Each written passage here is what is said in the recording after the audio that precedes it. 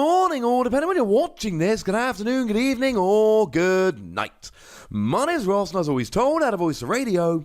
So today, well, it's the last time we're going to give a Pokemon in Miracle Twin its own video. But it's Lumineon. And Lumineon's kind of interesting, ladies and gentlemen. Interestingly enough, or I don't know if interesting is the right word, but whatever word you want to use, there will be a video rounding up the ones that don't get their own videos, probably tomorrow, if not the next day or two. So, something for you lovely ladies and gentlemen to look forward to. So Lumineon then, our translation here does come from the lovely Joe over at Cerebi.net. Do make sure you're checking Cerebi.net regularly, it's a fantastic website. And the basics here are kinda cool. 90 HP is low, but in expanded, or if we ever get a reprint, yay, level ball. It's a water Pokemon, so you've got stuff like, well, pre-rotation Brooklet Hill, but even post-rotation, you're hitting weakness on stuff like Reshiram and Charizard. That's pretty gosh darn nice.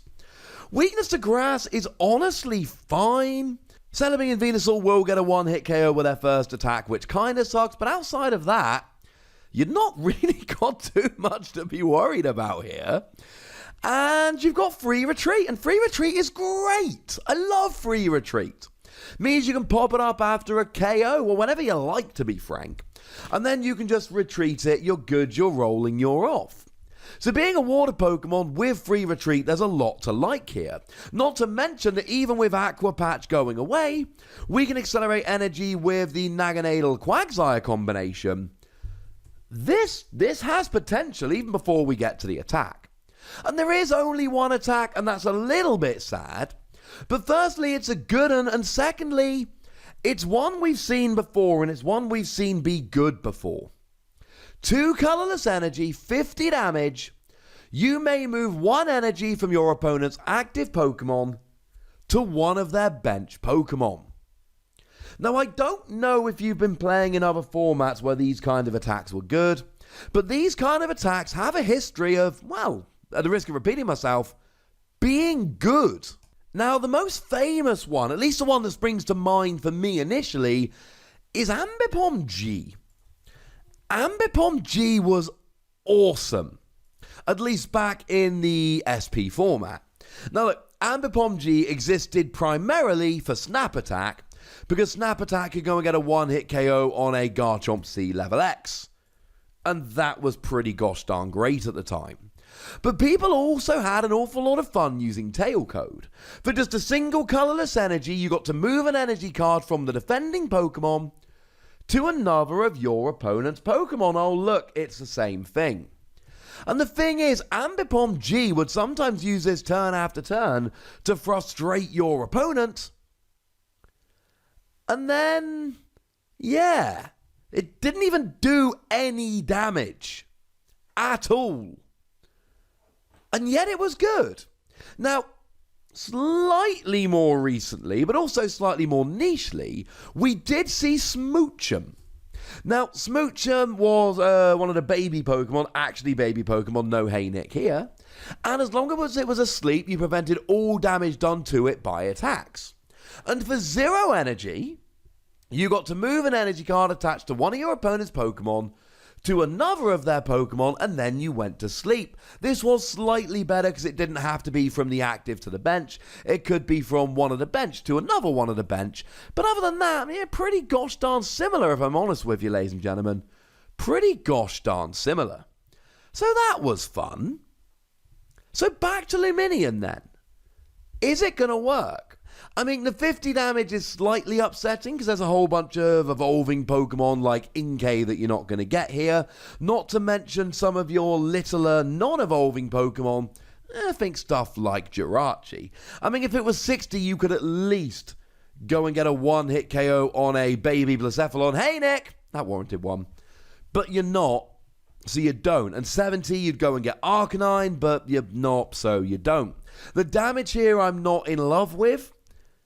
And you're not even 2-hit KOing a Reshiram and Charizard. You would if Choice Band was still in the format, but by the time this comes out, we're going to have hit the rotation, Choice Band will be gone. So the damage here isn't great. Really, you're playing it to move the energy around, annoy your opponent. And what you're really trying to do here is catch Pokemon that don't have a huge amount of spare energy. So, pre-rotation, think something like Celebi and Venusaur.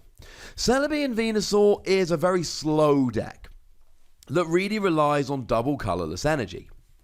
So what you can do here is move the double colorless energy away, and then in theory there will be a turn or two where they can't find the double colorless energy, which opens you up to go and attack with whatever you like.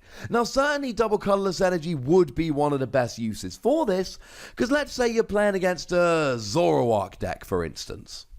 You can just move the double colorless energy over to a benched Pokemon.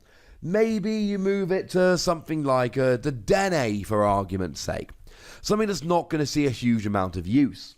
Of course, do shy away from moving it to a Tapu Lele, because Tapu Lele does more damage for each energy on it and can sit there and smash.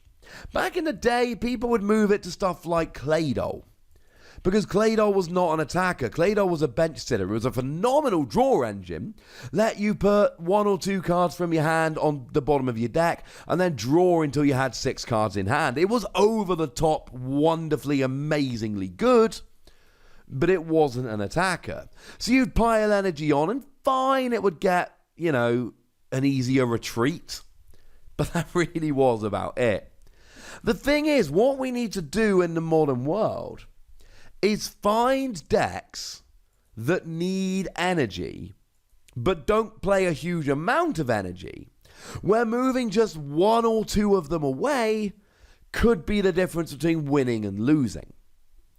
And I don't know how many of them there are. I mean, if you take something like Blacephalon, now the good thing about Blacephalon is you will be 2-hit KOing, which is lovely. But Blacephalon can just attach an extra energy from its hand, and the thing is, it doesn't matter where you put the energy from Blacephalon, because they can Lost Zone energy to do 50 damage, and they can Lost Zone it from anywhere on the field. Which means it doesn't really matter where you move it, they're just not going to care. Similarly, something like a Reshiram and Charizard, they are going to be able to use Welder, or just attach an extra energy, and you might find the odd support Pokemon and hurt them in that way. But a lot of their bench Pokemon are going to be stuff like Turtonator that is absolutely fine having the energy moved over to it. Pikachu and Zekrom could be an issue here, but you're only moving 1 energy at a time. So they can just attach. If you're doing it with basic energy, you've got to hope that you move an energy and they don't draw into one, and that can be a huge pain. And the problem is, if we look at a lot of the best decks at the moment, they don't seem to be particularly fazed by this. Something like a Zapdos deck, they just need 1 energy. And they can even use Thunder Mountain, so they don't need any energy in an emergency. So you moving that 1 energy off probably isn't going to hurt them. What we're really looking for here is a deck that relies on special energy. Except the best special energy we're probably going to have post-rotation is triple acceleration energy, which falls off at the end of the turn anyway, so this isn't going to be relevant. I don't think this is a bad card. I do think it's a bit early or a bit late, depending on how you're looking at it. Because I think we're in a format at the moment with lots of energy acceleration. I mean, if you look at a water deck, Quagsire can just move the energy right back. Incidentally, in terms of your energy, you can use Naganadel Quagsire or you can use triple acceleration energy. Paying the cost isn't a problem. I think in the future we might have a format where there are specific special energy cards that people really want to keep on the field, and you put them on random support Pokemon and hurt them and they're very upset. But I think for the moment, it's not good enough. But hey, I'd like to be wrong. Tell me if you can... Oh, wait, no, we need to give it a score. Let's give it between 2 and 3 Wassies. We don't give half Wassies. That would be barbaric. I like it. I love the attack, but I do not think we are in the right format, the right metagame at the moment to really take advantage of it.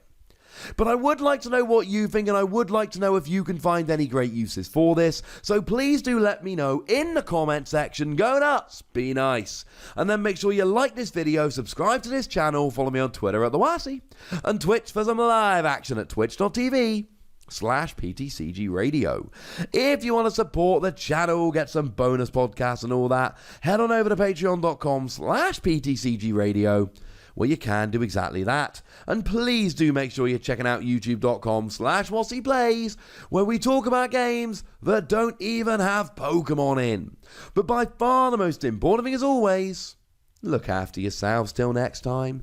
Thank you very much for watching. My name's Ross, and you've been watching PTCG Radio.